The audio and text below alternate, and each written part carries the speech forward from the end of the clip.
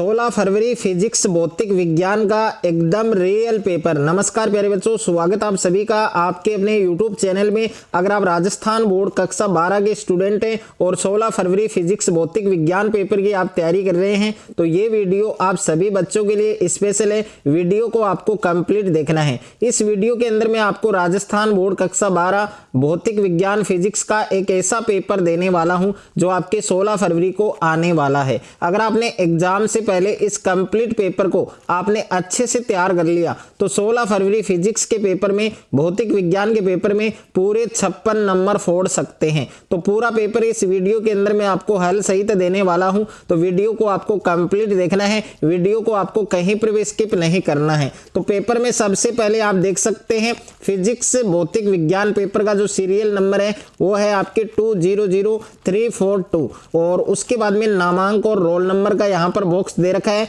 तो इस बॉक्स में सबसे पहले आपको अपने जो रोल नंबर है वो आपको यहाँ पर फिल करने हैं और नंबर ऑफ क्वेश्चन आप देख सकते हैं। पेपर में कुल प्रश्नों की जो संख्या है वो आपको 18 दी गई है और नंबर ऑफ प्रिंटेड पेज आप देख सकते हैं 19 और भौतिक विज्ञान फिजिक्स पेपर का कोड आप देख सकते हैं SS40। उच्च माध्यमिक परीक्षा 2026 का ये पेपर है, आपके भौतिक विज्ञान का पेपर है, फिजिक्स का पेपर है जो आपके 16 फरवरी को होने वाला है। अगर आपने एग्जाम से पहले इस कंप्लीट पेपर को आपने अच्छे से तैयार कर लिया, अच्छे से आपने याद कर लिया तो भौतिक विज्ञान के पेपर में, फिजिक्स के पेपर में 16 फरवरी को आप पूरे 56 नंबर फोड़ सकते हैं। और समय है, टाइमिंग है जो आपको 3 घंटे 15 मिनट का दे रखा है। तो 3 घंटे 15 मिनट में फिजिक्स भौतिक विज्ञान का ये पूरा पेपर आपको हल करना है और पूर्णांक आप देख सकते हैं 56 नंबर का ये पेपर आपके होने वाला है। अगर आपको भी पूरे 56 नंबर लाने हैं 16 फरवरी भौतिक विज्ञान के पेपर में तो ये पूरा पेपर आपको अच्छे से तैयार करना है। तो सबसे पहले पेपर में आपको परीक्षार्थियों के लिए सामान्य निर्देश दे रखे हैं, तो इन सभी निर्देशों को आपको पढ़ना है और इन सभी को आपको फॉलो करना है। तो इसमें पहला निर्देश दे रखा है कि परीक्षार्थी सर्वप्रथम अपने प्रश्न पत्र पर नामांक रोल नंबर है वो लिखें और दूसरा निर्देश है कि सभी प्रश्न करने अनिवार्य हैं और तीसरा निर्देश दे रखा है कि प्रत्येक प्रश्न का उत्तर दी गई उत्तर पुस्तिका में लिखें। तो ये सभी निर्देश आपको पढ़ने हैं। तो पेपर में सबसे पहले आपको खंड ए दिया गया है, सेक्शन ए आपको दिया गया है और सेक्शन ए के अंदर क्वेश्चन नंबर फर्स्ट आपको दिया गया है कि बहुविकल्पीय प्रश्न संख्या 1 से 18 निम्न प्रश्नों का सही विकल्प चयन कर उत्तर आपको उत्तर पुस्तिका में लिखना है। तो इसमें फर्स्ट प्रश्न आपको दे रखा है कि दो बिंदु आवेश Q1 इक्वल है आपके +3 × 10 की पावर -6 कूलाम और Q2 का मान आपको दे रखा है -3 × 10 की पावर -6 कूलाम परस्पर 25 सेंटीमीटर दूरी पर किसी निकाय में स्थित है। तो निकाय का कुल आवेश है वो क्या होगा? तो इसमें 4 ऑप्शन दे रखे हैं। ए ऑप्शन में दे रखा है 6 × 10 की पावर -6 कूलाम और बी ऑप्शन में दे रखा है 6 × 10 की पावर -12 कूलाम और सी ऑप्शन में है 3 × 10 की पावर -12 कूलाम और द ऑप्शन में दे रखा है 0। तो इस क्वेश्चन का करेक्ट आंसर आपके ऑप्शन नंबर द होगा 0। उसके बाद में नेक्स्ट है आपके अगला जो क्वेश्चन दे रखा है आपको, अगला क्वेश्चन दे रखा है आपके कि विद्युत द्विध्रुव के केंद्र से समान दूरियों पर अक्षीय या विषुवतीय तल के बिंदुओं पर विद्युत क्षेत्र की तीव्रताओं का जो अनुपात है वो क्या होगा? तो ए ऑप्शन के अंदर दे रखा है आपको 2:1 और बी ऑप्शन में दे रखा है 1:1, सी ऑप्शन में दे रखा है 1:3 और द ऑप्शन में दे रखा है 1:2। तो इस क्वेश्चन का करेक्ट आंसर आपके ऑप्शन नंबर ए होगा 2:1। उसके बाद में नेक्स्ट है आपके क्वेश्चन नंबर 3 आपको दे रखा है कि किसी बिंदु आवेश के कारण समविभव पृष्ठ की आकृति होती है। तो ए ऑप्शन में दे रखा है आपके परवलयाकार, बी ऑप्शन में दे रखा है आपके बेलनाकार, सी ऑप्शन में दे रखा है आपके गोलाकार और द ऑप्शन में दे रखा है आपके दीर्घवृत्ताकार। तो प्रश्न संख्या 3 के अंदर आपका ऑप्शन नंबर सी करेक्ट हो जाएगा, गोलाकार। और उसके बाद में नेक्स्ट है आपके क्वेश्चन नंबर 4 आपको दिया गया है क्वेश्चन नंबर 4 आपको दिया गया प्रतिरोधकता के व्युत्क्रम को क्या कहते हैं। तो ए ऑप्शन में दे रखा है धारा घनत्व, बी ऑप्शन में दे रखा है आपकी गतिशीलता, सी ऑप्शन में दे रखा है आपके प्रतिरोध और डी ऑप्शन में दे रखा है आपके चालकता। तो प्रश्न संख्या 4 के अंदर आपका ऑप्शन नंबर डी करेक्ट हो जाएगा, चालकता। उसके बाद में प्रश्न संख्या 5 आपको दे रखा है 0.10 मीटर त्रिज्या। क्वेश्चन नंबर 5 के अंदर आपको दिया गया 0.10 मीटर त्रिज्या की वर्ताकार कुंडली में फेरों की संख्या 100 है। यदि इसमें प्रवाहित विद्युत धारा 1 एम्पीयर हो तो कुंडली के केंद्र पर चुंबकीय क्षेत्र का मान क्या होगा। तो ए ऑप्शन में दे रखा है 12.56 गुणा 10⁻⁴ टेस्ला और बी ऑप्शन में दे रखा है 6.28 गुणा 10⁻⁴ टेस्ला और सी ऑप्शन में दे रखा है 3.14 गुणा 10⁻⁴ टेस्ला और डी ऑप्शन में दे रखा है 1.57 गुणा 10⁻⁴ टेस्ला। तो इस क्वेश्चन का करेक्ट आंसर आपके ऑप्शन नंबर बी हो जाएगा 6.28 गुणा 10⁻⁴ टेस्ला। उसके बाद में देखिए प्रश्न संख्या 6 आपको दे रखा है कि अतिचालक पूर्णतः प्रदर्शित करते हैं। तो ए ऑप्शन में दे रखा है आपके अनुचुंबकत्व और बी ऑप्शन में है प्रतिचुंबकत्व, सी ऑप्शन में दे रखा है लोह चुंबकत्व और डी ऑप्शन में दे रखा है प्रबल लोह चुंबकत्व। तो इस प्रश्न का सही उत्तर आपके ऑप्शन नंबर बी होगा, प्रतिचुंबकत्व। उसके बाद में नेक्स्ट है आपके प्रश्न संख्या 7 आपको दिया गया है। प्रश्न संख्या 7 आपको दिया गया है विद्युत चुंबकीय प्रेरण में प्रेरित विद्युत वाहक बल की दिशा का बोध होता है। तो ए ऑप्शन में दे रखा है लेंज के नियम से, बी ऑप्शन में दे रखा है गाउस के नियम से, सी ऑप्शन में दे रखा है बायो-सावर्ट के नियम से और डी ऑप्शन में दे रखा है कूलाम नियम से। तो प्रश्न संख्या 7 के अंदर आपके option number A correct answer होगा लेंज के नियम से। उसके बाद में नेक्स्ट है आपके प्रश्न संख्या 8 आपको दे रखा है कि प्रत्यावर्ती धारा जनित परिवर्तित करता है। तो ए ऑप्शन में है विद्युत ऊर्जा को यांत्रिक ऊर्जा में, बी ऑप्शन है रासायनिक ऊर्जा को विद्युत ऊर्जा में, सी ऑप्शन है यांत्रिक ऊर्जा को रासायनिक ऊर्जा में और डी ऑप्शन है यांत्रिक ऊर्जा को विद्युत ऊर्जा में। तो प्रश्न संख्या 8 के अंदर आपके ऑप्शन नंबर डी करेक्ट हो जाएगा, यांत्रिक ऊर्जा को विद्युत ऊर्जा में। उसके बाद में नेक्स्ट है आपके प्रश्न संख्या 9 आपको दे रखा है यदि विद्युत अनुनाद की अवस्था में साधारणीय प्रतिघात का मान 120 ओम हो तो प्रेरकीय प्रतिघात का मान है वो क्या होगा। तो ए ऑप्शन में दे रखा है 60 ओम, बी ऑप्शन में दे रखा है 100 ओम और सी ऑप्शन में दे रखा है 120 ओम और डी ऑप्शन में दे रखा है 240 ओम। तो प्रश्न संख्या 9 के अंदर आपके ऑप्शन नंबर सी करेक्ट हो जाएगा 120 ओम। उसके बाद में नेक्स्ट क्वेश्चन दे रखा है आपके क्वेश्चन नंबर 10 है कि वातावरण में ओजोन परत द्वारा अवशोषित होने वाली विद्युत चुंबकीय तरंग है। तो ए ऑप्शन में दे रखा है सूक्ष्म तरंग, बी ऑप्शन में है पराबैंगनी तरंग, सी ऑप्शन में है रेडियो तरंग और डी ऑप्शन में है अवरक्त तरंग। तो प्रश्न संख्या 10 के अंदर आपके ऑप्शन नंबर बी करेक्ट होगा, पराबैंगनी तरंग, यानी बी वाला जो ऑप्शन है वो आपका एकदम करेक्ट आंसर है। उसके बाद में प्रश्न संख्या 11 आपको दे रखा है यदि वायु के सापेक्ष जल का अपवर्तनांक 4/3 हो तो जल के सापेक्ष वायु का अपवर्तनांक क्या होगा। तो प्रश्न संख्या 11 के अंदर ए ऑप्शन में दे रखा है 3/4 और बी ऑप्शन में दे रखा है 4/3, सी ऑप्शन में दे रखा है 1 और डी ऑप्शन में दे रखा है आपके अनंत। तो इस क्वेश्चन का करेक्ट आंसर आपके ऑप्शन नंबर ए होगा 3/4। उसके बाद में अगला क्वेश्चन दे रखा है क्वेश्चन नंबर 12 आपको दिया गया है कि कलांतर 5 पाई के तुल्य पथांतर होता है। तो ए ऑप्शन में है आपके λ/2 और बी ऑप्शन में है 3λ/2 और सी ऑप्शन में है 5λ/2 और डी ऑप्शन में दे रखा है लैम्डा। तो इस क्वेश्चन का करेक्ट आंसर यानी क्वेश्चन नंबर 12 का करेक्ट आंसर आपके ऑप्शन नंबर सी होगा 5λ/2।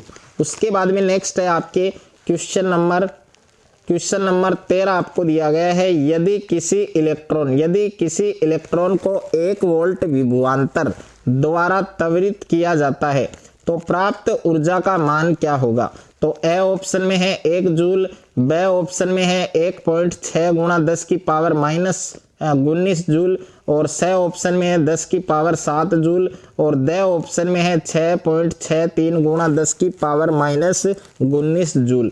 तो प्रश्न संख्या 13 के अंदर आपके ऑप्शन नंबर बी आपका सही उत्तर होगा, 1.6 गुणा 10 की पावर माइनस 19 जूल। उसके बाद में देखिए क्वेश्चन नंबर 14 आपको दिया गया है, संघट्ट प्राचाल के न्यूनतम मान के लिए एल्फा कण की प्रकीर्णन कोण का मान क्या होगा। तो ए ऑप्शन में है 0 डिग्री, बी ऑप्शन में है 90 डिग्री, सी ऑप्शन में 120 डिग्री, और डी ऑप्शन में 180 डिग्री।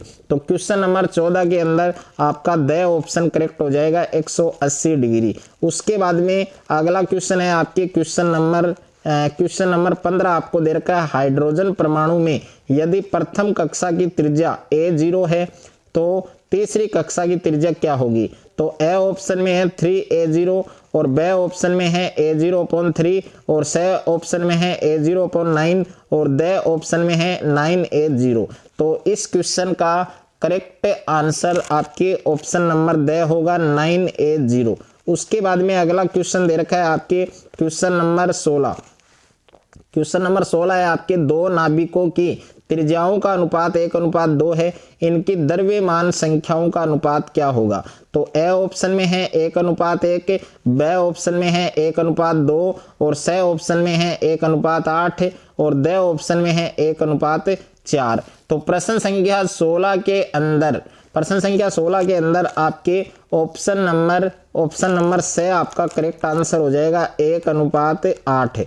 उसके बाद में देखिए प्रश्न संख्या 17 आपको दे रखा है कि निम्न में से धात्विक अर्धचालक है। तो धात्विक अर्धचालक का आपको नाम बताना है। ए ऑप्शन में है आपके पॉली एनिलीन, और बी ऑप्शन में है आपके पॉलीपाइरोल, सी ऑप्शन में दे रखा है आपके GAAS, और डी ऑप्शन में दे रखा है आपके SI। तो प्रश्न संख्या 17 के अंदर आपके डी ऑप्शन आपका करेक्ट हो जाएगा, SI यानी सिलिकॉन। उसके बाद में नेक्स्ट है आपके प्रश्न संख्या 18 आपको दिया गया है, यदि अर्ध तरंग दृष्टकारी में निर्गत संकेत की आवृत्ति V हो तो निवेशी संकेत की आवृत्ति क्या होगी। तो ए ऑप्शन में है आपके V, और बी ऑप्शन में है आपके 2V, सी ऑप्शन में आपके V/2, और डी ऑप्शन में आपके 4V। तो इस क्वेश्चन का करेक्ट आंसर आपके ऑप्शन नंबर ए होगा, V। उसके बाद में देखिए नेक्स्ट है आपके प्रश्न संख्या 2 आपको दिया गया है, रिक्त स्थानों की पूर्ति कीजिए, यानी फिल इन द ब्लैंक आपको दे रखे हैं। तो इसमें पहला प्रश्न दे रखा है कि एक कूलाम के 2 बिंदु आवेश वायु में परस्पर 1 मीटर दूर स्थित हैं, आवेशों के मध्य कार्यरत प्रतिकर्षण विद्युत वाहक बल का जो मान है वो न्यूटन में कितना होगा। तो पहला जो रिक्त स्थान है इसमें आपको बच्चों फिल करना है 9 गुणा 10 की पावर 10 न्यूटन, 9 गुणा 10 की पावर 9 न्यूटन। ओके, यानी पहला जो रिक्त स्थान है उसमें आपको ये फिल करना है। तो साथ साथ में आप इनको नोट कर सकते हैं। और उसके बाद में देखिए सेकंड आपको दे रखा है, सेकंड क्वेश्चन आपको दिया गया है कि किसी बैटरी का विद्युत वाहक बल 6 वोल्ट तथा आंतरिक प्रतिरोध 0.3 ओम है, तो बैटरी से प्राप्त अधिकतम विद्युत धारा का जो मान है वो कितना होगा।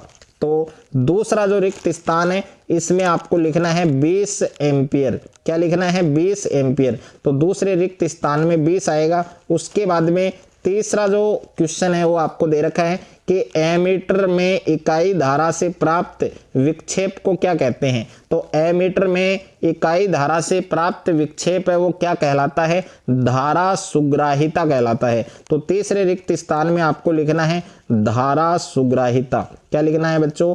धारा सुग्राहिता, धारा सुग्राहिता, ये आपको लिखना है। उसके बाद में देखिए नेक्स्ट है आपके 4 नंबर क्वेश्चन आपको दे रखा है, यदि किसी पदार्थ की चुंबकीय प्रवृत्ति बहुत उच्च एवं धनात्मक हो तो पदार्थ चुंबकीय होता है। तो 4 नंबर रिक्त स्थान के अंदर आपको लिखना है लोह चुंबकीय। क्या लिखना है बच्चों? लोह चुंबकीय, लोह चुंबकीय।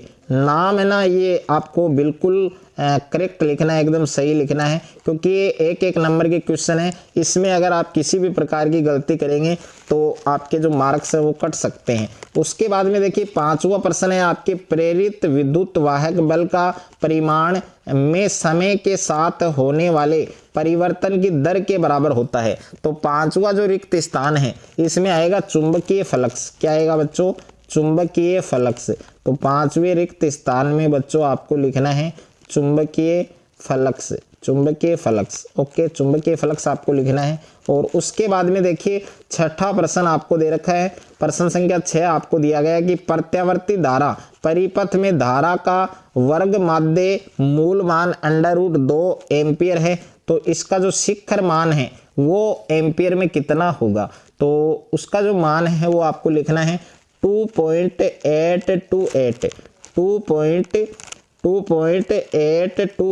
ये आपको लिखना है। उसके बाद में देखिए नेक्स्ट है आपके प्रश्न संख्या 7 आपको दिया गया है कि समपोषी व्यतिकरण में परिणामी तीव्रता I प्रत्येक स्रोत की पृथक तीव्रता I0 से कितनी गुनी होती है? तो ये होती है बच्चों आपके 4 गुना। तो इसमें आपको 4 लिखना है। और उसके बाद में देखिए 8वां प्रश्न है आपके कि किसी धातु का कार्यफलन 6.63 गुणा 10 की पावर -19 जूल है। इसकी देहली आवृत्ति का जो मान है वो कितना होगा? तो देहली आवृत्ति का जो मान है वो आपको लिखना है 1 गुणा 10 की पावर 15। 1 गुणा 10 की पावर 15, ये आपको लिखना है। और उसके बाद में देखिए अगला प्रश्न है आपके प्रश्न संख्या 9 आपको दिया गया है कि गाइगर मार्सडन प्रकीर्णन प्रयोग में प्रयुक्त एल्फा कणों की ऊर्जा कितनी होती है? तो वो होती है आपके 5.5। कितनी होती है बच्चों? 5.5। और उसके बाद में देखिए नेक्स्ट है आपके प्रश्न संख्या 10 है कि n प्रकार के अर्धचालक में बहुसंख्यक आवेश वाहक होते हैं। तो इसमें आपको लिखना है इलेक्ट्रॉन होते हैं। क्या होते हैं? इलेक्ट्रॉन। तो इसमें आपको इलेक्ट्रॉन लिखना है। और उसके बाद में देखिए तीसरा जो प्रश्न दे रखा है आपके प्रश्न संख्या 3 है आपके, निम्न प्रश्नों के उत्तर 1-2 पंक्ति में दीजिए। तो प्रश्न संख्या 1 है आपके कि 2 विद्युत क्षेत्र रेखाएं कभी भी एक दूसरे का प्रतिच्छेदन क्यों नहीं करती हैं? और दूसरा प्रश्न है कि पराविद्युत सामर्थ्य को परिभाषित कीजिए। तो पराविद्युत सामर्थ्य है उसकी आपको परिभाषा लिखनी है। और तीसरा क्वेश्चन दे रखा है आपके कि किसी पदार्थ के चुंबकन M, चुंबकीय तीव्रता H और चुंबकीय क्षेत्र B के मध्य संबंध लिखिए। और 4 नंबर प्रश्न है कि किसी बाह्य चुंबकीय क्षेत्र में स्थित अनुचुंबकीय पदार्थ के लिए चुंबकीय क्षेत्र रेखाएं चित्रित आपको करनी है। और 5वां प्रश्न है आपके कि स्वप्रेरण किसे कहते हैं? और 6ठा प्रश्न है कि संयुक्त सूक्ष्मदर्शी की आवर्धन क्षमता 100 है। यदि अभिदर्शक का आवर्धन 5 हो तो नेत्रिका का आवर्धन है वो आपको ज्ञात करना है। और उसके बाद में 7वां क्वेश्चन है आपके कि तरंगों के अध्यारोपण का सिद्धांत लिखिए। तो तरंगों के अध्यारोपण का जो सिद्धांत है वो आपको लिखना है। और 8वां प्रश्न आपको दे रखा है कि बोर के परमाणु मॉडल की द्वितीय अभिग्रहित आपको लिखना है। और प्रश्न संख्या 9 है कि यहाँ पर ऑक्सीजन की जो बंधन ऊर्जा है वो 128 MeV दे रखा है। और इसकी प्रति न्यूक्लियॉन बंधन ऊर्जा का जो मान है वो आपको ज्ञात करना है। और उसके बाद में प्रश्न संख्या 10 आपको दे रखा है कि P प्रकार के अर्धचालक का ऊर्जा बैंड आरेख है वो आपको बनाना है। और उसके बाद में खंड ब सेक्शन बी आपको दिया गया है। और इसके अंदर प्रश्न संख्या 4 है आपके कि गाउस नियम द्वारा एक समान आवेशित पतले गोलीय खोल के बाहर किसी बिंदु पर विद्युत क्षेत्र का सूत्र प्राप्त कीजिए। और प्रश्न संख्या 5 आपको दे रखा है कि 5UC एवं -3UC के 2 बिंदु आवेश परस्पर 16 सेंटीमीटर की दूरी पर स्थित हैं। इन दोनों आवेशों को मिलाने वाली रेखा के किसी बिंदु पर विद्युत विभव 0 है। अनंत पर विद्युत विभव 0 आपको लेना है। और उसके बाद में देखिए नेक्स्ट क्वेश्चन नंबर 6 है कि किसी परिपथ में 0.1 सेकंड में धारा 5 एम्पियर से शून्य तक गिरती है। यदि परिपथ का स्वप्रेरक तत्व 2H हो तो औसत प्रेरित विद्युत वाहक बल आपको ज्ञात करना है। और उसके बाद में 7वां प्रश्न आपको दे रखा है कि विद्युत चुंबकीय स्पेक्ट्रम किसे कहते हैं और एक रेखीय ध्रुवित विद्युत चुंबकीय तरंग का संचरण चित्र आपको बनाना है। 8वां प्रश्न है पूर्ण आंतरिक परावर्तन को परिभाषित कीजिए और इस पर आधारित कोई एक घटना का नाम आपको लिखना है। और उसके बाद में प्रश्न संख्या 9 आपको दे रखा है कि हाइगेन्स के तरंग सिद्धांत से प्रकाश के परावर्तन नियमों को समझाइए। और प्रश्न संख्या 10 है कि प्रकाश के ध्रुवण को परिभाषित कीजिए और मेल्स के नियम का सूत्र आपको लिखना है। और उसके बाद में प्रश्न संख्या 11 आपको दे रखा है कि बोर मॉडल की 2 सीमाएं लिखिए। तो बोर मॉडल की 2 सीमाएं हैं वो आपको लिखनी है। और प्रश्न संख्या 12 आपको दे रखा है कि परिभाषित कीजिए। इसमें परिभाषा लिखनी है जिसमें फर्स्ट है आपके समस्थानिक और दूसरा है आपके रेडियो एक्टिवता। और उसके बाद में प्रश्न संख्या 13 है कि पीएन संधि डायोड के पश्च दिशिक बायस में VI अभिलाक्षणिक वक्र बनाइए और प्रायोगिक व्यवस्था का परिपथ चित्र है वो भी आपको बनाना है। उसके बाद में खंड 6 सेक्शन C दे रखा है और इसमें प्रत्येक क्वेश्चन आपके 3 मार्क्स के हैं। तो प्रश्न संख्या 14 है और इसमें ए ऑप्शन में दे रखा है कि धारा घनत्व को परिभाषित कीजिए और बी ऑप्शन में दे रखा है अपवाह वेग और विद्युत धारा के मध्य आपको संबंध स्थापित करना है। और इसके अथवा में प्रश्न आपको दे रखा है ए ऑप्शन में दे रखा है किरचॉफ का लूप नियम लिखिए और बी ऑप्शन में दे रखा है अपवाह वेग के आधार पर ओम के नियम का समीकरण आपको प्राप्त करना है जहां संकेतों के सामान्य अर्थ है। और उसके बाद में देखिए प्रश्न संख्या 15 आपको दिया गया है कि एम्पियर के परिपथीय नियम से किसी लंबी धारावाही परिनालिका के अक्ष पर चुंबकीय क्षेत्र का व्यंजक प्राप्त कीजिए और आवश्यक चित्र आपको बनाना है। और इसके अथवा में प्रश्न आपको दिया गया है कि एक समान चुंबकीय क्षेत्र में स्थित किसी धारावाही आयताकार पास पर कार्यरत बल आघूर्ण का सूत्र व्युत्पन्न कीजिए और आवश्यक चित्र आपको बनाना है। और उसके बाद में प्रश्न संख्या 16 आपको दिया गया है कि निरोधी विभव और अंतक विभव को परिभाषित कीजिए। और दूसरा प्रश्न दे रखा है प्रकाश के तरंग सिद्धांत के आधार पर प्रकाश विद्युत प्रभाव की व्याख्या क्यों नहीं की जा सकती है, कोई 2 कारण हैं वो आपको लिखने हैं। और इसके अथवा में प्रश्न दे रखा है आपको कि दे ब्रोगली परिकल्पना लिखिए। और दूसरा प्रश्न है आइंस्टाइन का प्रकाश विद्युत समीकरण है वो आपको व्युत्पन्न करना है।